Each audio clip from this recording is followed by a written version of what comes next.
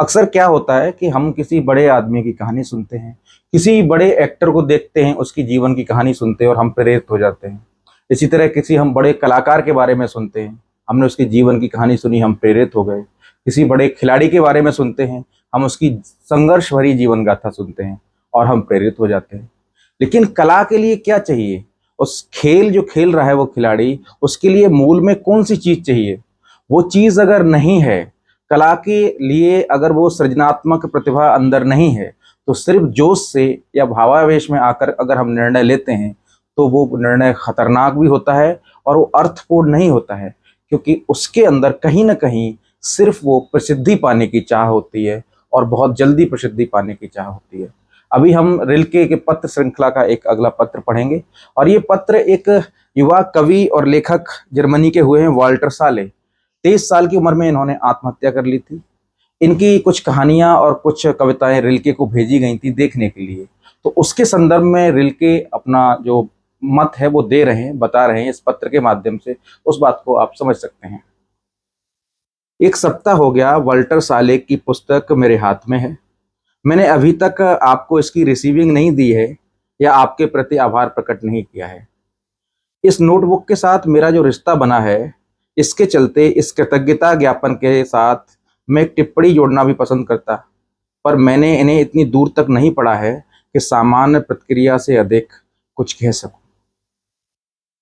मेरे भीतर इस व्यक्ति के लिए एक अबूझ सी सहानुभूति बहुत तेजी से उपजती है और फिर तत्काल पूरी तरह मिट भी जाती है।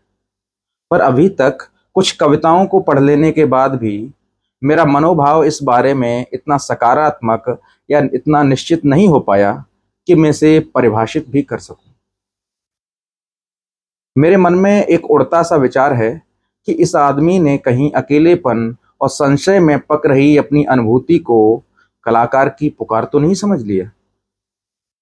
कदाचित ऐसा तो नहीं कि उसका विध्वंस ही इसी बात में छिपा हो कि जो कुछ उसके आसपास से विस्थापित नहीं हो पाया, उन्हीं चीजों ने आगे बढ़कर उसे धर दबोचा हो।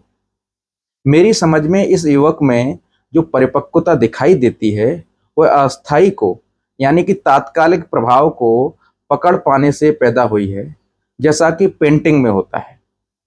ऐसी दशा में अंदरूनी विकास की कमी उसे असली सृजनात्मक पुकार का दर्जा नहीं दिलवा सकती। कलाकार के लिए यह पुकार हर दिन नई, हर दिन कुछ नहीं के साथ शुरू होती है, यानी हर दिन शून्य से शुरू होती है।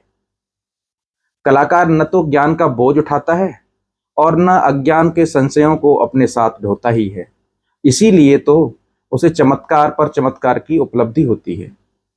यह व्यक्ति बहुत जल्दी और बहुत आसानी से इस क्षेत्र में दक्षता पा लेना चाहता रहा है, जहां विकसित होने की प्रक्रिया में कोई यथोचित रूप से धीरज, प्रेम और आस्था की कीमत आंकना सीखता है।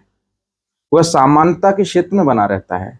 उसका दर्शाया प्रेम भी विशेष में, महत्वहीन में, सरल में घुसता है, जहां से अपना हिस्सा अर्जित करने के बाद इसे आगे आने वाली महत्व की रचना में लाख गुना समृद्ध होकर घटित होना होता है। वह विचारों की एक्सप्रेस गाड़ी में सवार रहता है, आधुनिक, तेज और उद्भ्रांत विचारों वाले वैभव युक्त वाहनों में चिंतन के एक छोर से दूसरे छोर तक भागता दिखाई देता है।